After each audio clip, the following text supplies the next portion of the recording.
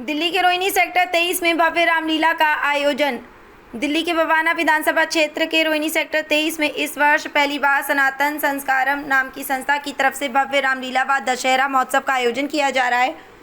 इस आयोजन का नेतृत्व दिल्ली सरकार के मंत्री रविंद्र सिंह इंदिराज कर रहे हैं। बताया जा रहा है कि राजधानी दिल्ली की सबसे भव्य रामलीला होने वाली है। यहाँ रामलीला आयोजन स्थल लगभग 10 एकड़ के विशाल क्षेत्र में फैला हुआ है।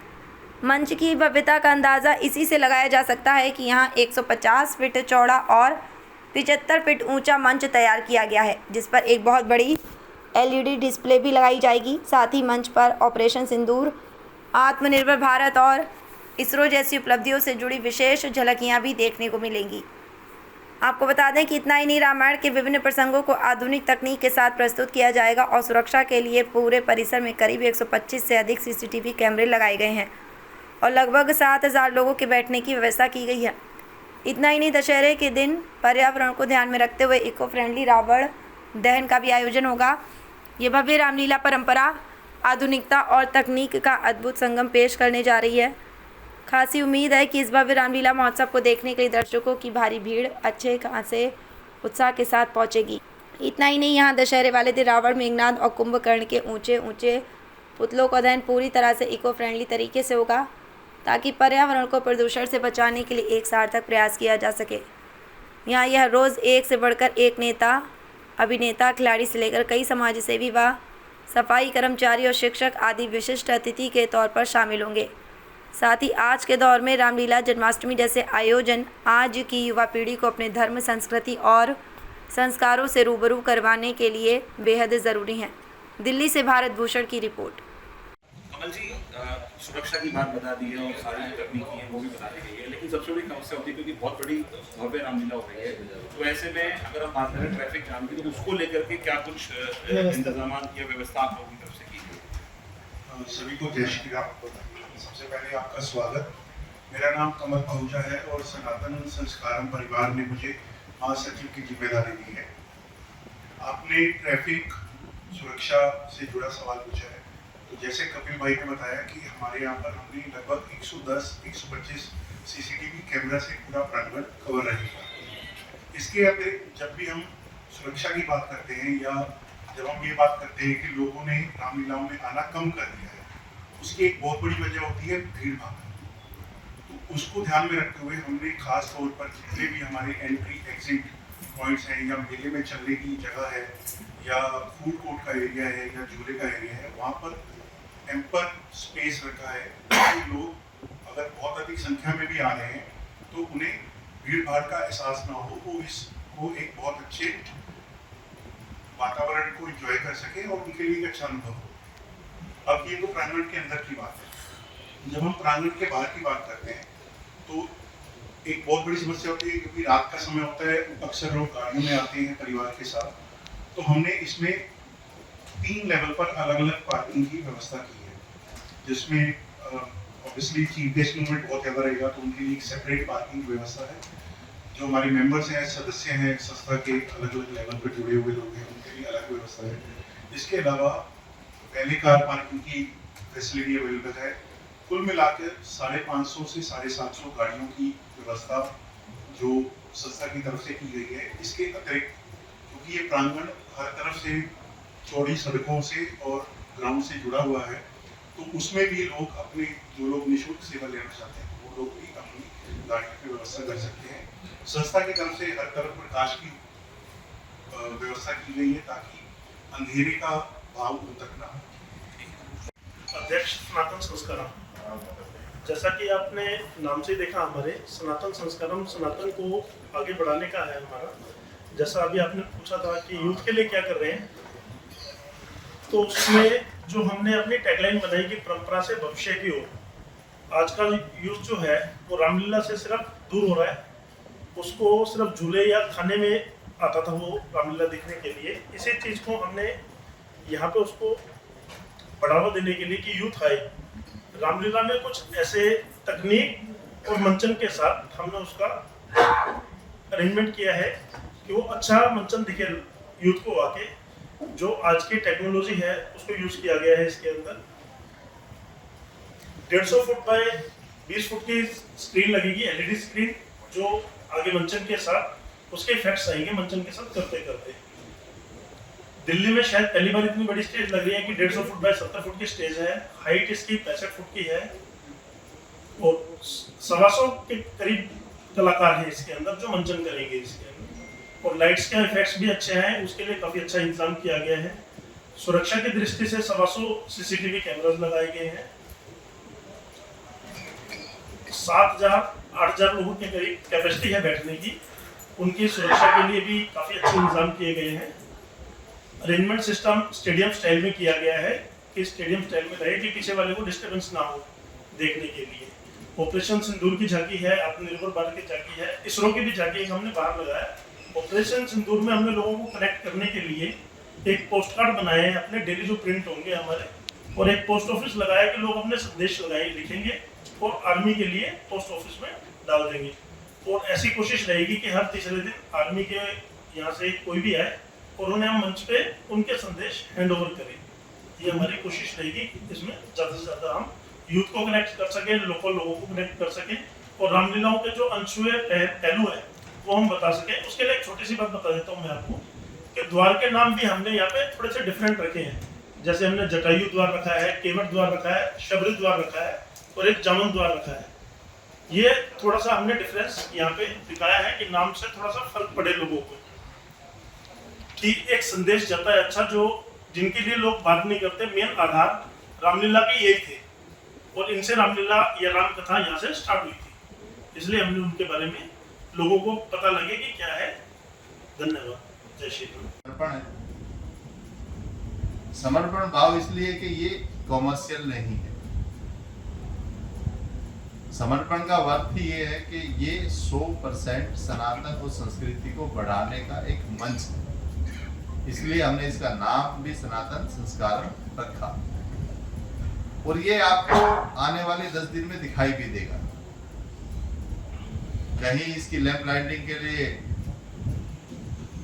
दिल्ली के सफाई कर्मचारी दिखाई देंगे, कहीं इस लैंप लाइटिंग में आपको दिल्ली के दिव्यांग नजर आएंगे, कहीं इस लैंप लाइटिंग में दिल्ली के प्रबुद्ध लोग दिखाई देंगे, कभी इस लैंप लाइटिंग में आपको दिल्ली के शिक्षक दिखाई देंगे, कभी इस लाइफ राइटिंग में समाज के सुधारक नजर आएंगे आपको। तो इसकी लाइफ राइटिंग का मतलब वीआईपी नहीं है। इस लाइफ राइटिंग का मतलब है समाज में समरसता का भाव पैदा करना और समाज में सनातन का और अपनी संस्कृति का विस्तार करना। क्योंकि 2047 का देश के यशस्वी प्रधानमंत्री कहते हैं कि ये विश्व गुरु बनेगा। ये विश्व गुरु जब बनेगा जब हर भारतीय, हर हिंदुस्तानी अपने विचारों और संस्कारों को जिंदा रखेगा। नहीं तो शायद वो सपना ना रह जाए। क्योंकि 11 साल की जो डिवोशन देश के प्रधानमंत्री की रही है, और विशेष रूप में दिल्ली की बात करूं, मैं कैबिनेट का सदस्य हूं।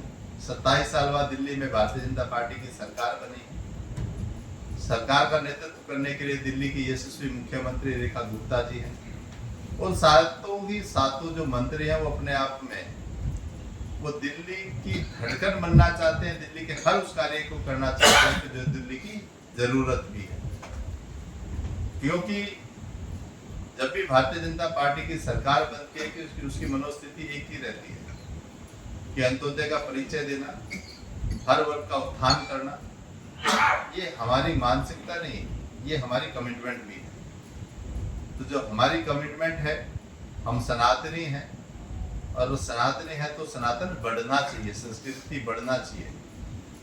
इस रामलीला के अंदर आपको स्वदेशी दिखाई देने वाला है, संघ का शताब्दी वर्ष दिखाई देने वाला है।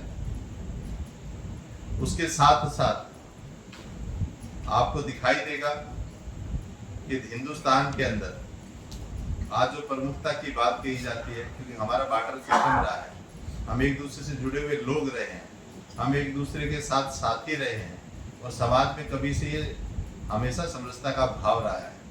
स्वदेशी दिखाई देने वाला है और साथ में हम क्या रखने वाले हैं मंच पे? आत्मनिर्भर भारत रखने वाले हैं। आत्मनिर्भर भारत का मतलब है कि हर व्यक्ति का उत्थान हो, हर व्यक्ति अपने काम पे का करे, साथ में हर आदमी अपने आप में रोजगार के माध्यम से देश की प्रगति और उन्नति का माध्यम बने। इसलिए इस रामलीला में वो सभी चीजें रखी गई हैं जिसके कारण से सनातन और संस्कृति के साथ से हर वर्ग को ये मालूम हो कि हमें आज देश किस रूप में आगे बढ़ रहा है और हमें किसके साथ चलना है। वो तभी संभव है जब ये मीडिया बंधु मेरे उस सारी चीजों को साझा समाज के साथ करें और सच्चाई समाज के सामने प्रेरित करें। सर, सुरक्षा की दृष्टि से बात करें, क्योंकि काफी बड़ा पंडाल लगा हुआ है, जो है हमने ये बताया गया कि तकरीबन 7 से 8 हज़ार लोगों के बैठने की यहाँ व्यवस्था की गई है। उसके अलावा तो क्या सिक्योरिटी अरेंजमेंट्स हैं, क्योंकि यहाँ पर बहुत सारे VIPs भी जो है वो आने हैं, जो मुख्यमंत्री हैं उन्होंने पहुँचना है, और भी जो बहुत सारे सांसद हैं, मंत्री हैं, उन्होंने आना है, तो क्या कुछ तैयारियाँ वो की गई? आपका बिल्कुल जायज़ सवाल है, सवाल होना भी चाहिए, क्योंकि प्रथम व्यक्ति की सुरक्षा है। अगर हम सुरक्षा ना कर पाए तो शायद हमारी ये व्यवस्था किसी काम की नहीं है।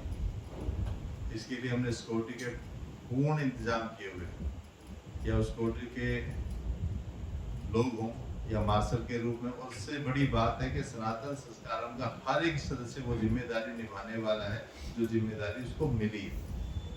डिपेंडेंसी नजर नहीं आएगी आपको लगेगा कि सनातन संस्कारम का हर एक सदस्य आपकी सेवा में तत्पर खड़ा है। तो इसलिए हमें कॉन्फिडेंस है कि सनातन संस्कारम का हर एक सदस्य उस जिम्मेदारी को लेने के लिए तैयार है। इसलिए हमें कहीं भी संशय नहीं है कि हमारी इस सनातन संस्कारम परिवार में जितने भी लोग आएंगे हम उनका स्वागत करने के लिए, क्योंकि अतिथि देवस्य भव है, तो हर व्यक्ति के स्वागत से लेके उसकी सुरक्षा से लेके उसकी व्यवस्था से लेके बिल्कुल तत्पर है, कमिटेड है। तो वो आपको आने वाले 22 तारीख से जब स्टार्ट होगी तो आपको कहीं त्रुटि नहीं, बल्कि एक सनातन संस्कारम का जो नाम है वो संस्कार आपको हमारे इस कुटुंब के माध्यम से दिखाई देने वाला है। तो सनातन की आपने बात की, बहुत बड़ा मंच आपने जो लगाया, उसके साथ साथ 2 चीज़ें वहाँ देखने को मिल रही हैं, तो आत्मनिर्भर भारत और उसके अलावा ऑपरेशन सिंदूर जो है, वो दोनों ही जो है थीम आप लोग वहाँ पर लगा है। उसका मूल कारण भी है, जहाँ मिशन सिंदूर की बात करें, आप देखेंगे 22 तारीख से नवरात्रि शुरू होने वाले हैं, 9 दुर्गा की पूजा होने वाली है।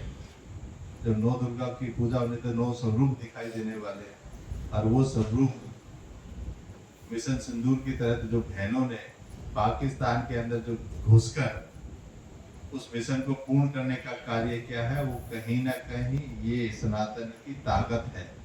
तो वो ताकत उन बेटियों ने भी दिखाई, और समय समय पे जो देश के बहुत सारे ऐसे लोग हुए हैं जिन्होंने हमेशा नारी उत्थान की बात की है। मैं बाबा साहब भीमराव अम्बेडकर को नहीं भूल सकता, जिन्होंने संविधान से लेके सावित्रीबाई फुले हुई या झलकारी बाई हुई, जिन्होंने समय समय पर लक्ष्मीबाई हुई, जिन्होंने नारी का एक अलग स्वरूप दिखाया है। तो उसके कारण से भविष्य में भी नारी का उत्थान नहीं, अब नारी हमारे हिंदुस्तान की सशक्त हो चुकी है। हमें बताने के अवसर की हमारी बेटियां कहाँ तक पहुंच चुकी हैं। आपने देखा ही है मिशन सिंदूर के माध्यम से कि हमारी बेटियों ने जो पराक्रम दिखाया है वो किसी से छुपा नहीं हुए, और विश्व कह रहा है कि यहाँ इस देश का बेटा नहीं, बेटियां भी उतनी ताकतवर हैं कि वो पाकिस्तान के अंदर घुसकर मार सकती हैं। ये मिशन सिंदूर के तहत वो दिखाएगा। आत्मनिर्भर भारत की बात करूं, हमारा देश बार्टर सिस्टम का था, एक दूसरे के सहयोग से आगे बढ़ने वाला देश था। वो देश की यशस्वी प्रधानमंत्री नरेंद्र मोदी ने भी कहा है, लाल किले की प्राची से कहा है, make in India. Make in India का मतलब है कि हमारे देश में 140 करोड़ देशवासी हैं। अगर हम अपने ही देश की चीजों को बनी हुई चीजों का अगर अपने जीवन में निर्वाह करेंगे तो शायद हमें किसी की आवश्यकता नहीं है। इसलिए आत्मनिर्भर भारत होगा तो किसी भी देश पर आश्रित नहीं होगा। जब आश्रित नहीं होगा तो देश की इकोनॉमी बढ़ेगी, हर एक व्यक्ति संपन्न होगा। इसलिए आत्मनिर्भर भारत की बात भी देश के यशस्वी प्रधानमंत्री करते, उसका भी इस पंडाल में आपको विशेष रूप से वो आयोजन के रूप में दिखाई देने वाला है कि हम किस रूप से, और संघ का भी शताब्दी वर्ष है, वो भी आपको दिखाई देने वाला है। ऐसे ही ब्रह्मा कुमारी, ऐसे बहुत सारे संगठन जो सनातन को बढ़ाने में लगातार कार्य कर रहे हैं, उन सब की छवि भी इस पंडाल में आपको देखने वाली है। सर आपके पीछे सभी मीडिया बंधुओं का सनातन संस्कार परिवार, मैं इसको कुटुंब कहता हूँ, तो इस कुटुंब में आप सभी का स्वागत है। सभी को मालूम है कि 22 तारीख से नवरात्र शुरू होने वाले हैं। जैसे कि हमारे रामलीला के मेन टाइटल का नाम सनातन संस्कारम है। पहली बार रामलीला कर रहे हैं, पर इसमें बहुत सारे काम होने वाले हैं। सनातन को बढ़ाने में सनातन संस्कारम हमेशा अग्रणी रहने वाली है, ऐसा मेरा मानना है। क्योंकि 11 वर्षों में बहुत कुछ बदला है। जब से देश के यशस्वी प्रधानमंत्री नरेंद्र भाई मोदी देश के प्रधानमंत्री बने हैं, उसके बाद से विश्व में जो आज हिंदुस्तान की एक छवि निकल के आई है, वो किसी से छुपाने की बात नहीं। जितना कार्य देश के यशस्वी प्रधानमंत्री नरेंद्र भाई मोदी ने किया है, अंत्योदय का परिचय दिया है और हर वर्ग के उत्थान की बात की है। ऐसे ही हमारी इस रामलीला के अंदर पहले दिन से ही आपको वो छवि देखने वाली है। क्योंकि ये रामलीला नहीं है, ये सनातन संस्कारम नाम इसलिए रखा गया कि यहाँ पे आपको सनातन की छवि दिखने वाली है, इसलिए ये रामलीला की जा रही है। पहले दिन से ही संतों का यहाँ आना रहेगा। जब हम लैंप लाइटिंग करते हैं तो कोई वीआईपी ढूंढते हैं, पर यहाँ ऐसा आपको देखने को नहीं मिलेगा। यहाँ पे आपको पहले दिन संतों का आगमन दिखाई देगा। सर्व समाज के संत उस लैंप लाइटिंग को करेंगे और अंतिम क्षण तक, जब तक रावण दहन ना हो जाए, तब तक आपको अलग अलग रूप में वो सभी लोग दिखाई देंगे। या हमारे सफाई कर्मचारी हो, या स्वास्थ्य संबंधी से लोग हों, या शिक्षा के बढ़ाने वाले लोग हों, या समाज में उत्थान करने वाले लोग हों, ऐसे लोगों से प्रथम लैंप लाइटिंग का काम भी इस सनातन संस्कारम के मंच से आपको दिखाई देने वाला है। क्योंकि हमने रामलीला करना, सनातन को बढ़ाना तो एक लक्ष्य रखा है, पर समाज में समरसता का भाव कैसे बढ़े, जो हमारी संस्कृति और परंपरा रही है वो कैसे आगे बढ़े, और 2047 में ये देश विश्व गुरु कैसे बने, ये विशेष रूप से हमने इस सनातन संस्कारम के इस परिवार और इस कुटुंब ने इसका विशेष रूप से ध्यान रखा है। इस कारण से इस रामलीला का आयोजन, सनातन संस्कारम का पहला रामलीला का आयोजन, क्योंकि सनातन संस्कारम लगातार बहुत सारे कार्य करने वाला है, तो उसमें रामलीला का भी एक पहला पड़ाव, क्योंकि राम के नाम से जो कार्य शुरू होता है, कहते हैं कि राम जी ने पहला पत्थर अपने बिना नाम से डाला तो शायद वो डूब गया, पर राम का नाम लिखकर जिस पत्थर को भी हमने उस समुद्र में डाला वो तैर गया। तो ये विशेष रूप से ध्यान रखा गया कि राम का नाम इस सनातन को कैसे जिंदा रखे, इस संस्कृति को कैसे बढ़ाए, और ये सनातन संस्कारम समाज में समरसता कैसे लाए, इसका विशेष ध्यान रखते हुए हमने इस रामलीला का आयोजन किया है। और आपकी उपस्थिति भी मेरे लिए गौरवपूर्ण है, क्योंकि आप सबकी उपस्थिति के बगैर कुछ ना कुछ अधूरा रह जाता है। वो अधूरा ना रहे, क्योंकि मीडिया बंधु ही एक ऐसे बंधु हैं जो सच्चाई को समाज के आगे प्रमाणित करते हैं। तो मैं आप सबका स्वागत करता हूं कि आप सबके आगमन से जो सच्चाई और रामलीला के द्वारा जो समाज में, क्योंकि दिल्ली के अंदर क्या पूरे विश्व में रामलीला का आयोजन किया जाता है। जब रामलीला का आयोजन किया जाता है तो उसको एक नया प्रारूप देना, एक नया दृष्टिकोण देना, ये हमारी प्राथमिकता में भी आती है। मुझे नहीं पता ये नींव का पत्थर बनेगा या नहीं बनेगा, पर मेरा प्रयास रहना बहुत अनिवार्य है। इसलिए मैं पूरे कुटुंब की तरफ से, हमारे बीच में हमारे रामलीला के अध्यक्ष कपिल गोयल जी हमारे बीच बैठे हैं, मनोज जैन जी हैं, हमारे कमल जी हैं, कमल पहूजा जी कहते हैं।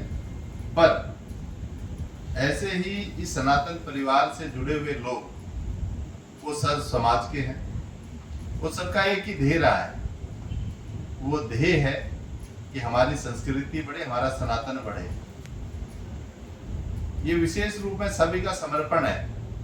जिस दिन ये सनातन संस्कारम का नाम हमने चिन्हित किया, पहले दिन ही कहा गया कि अगर समर्पण हो तो आपने इसका सदस्य बनना है, अगर समर्पण ना हो तो शायद आप इसके लायक या इसके बीच नहीं रह पाएंगे।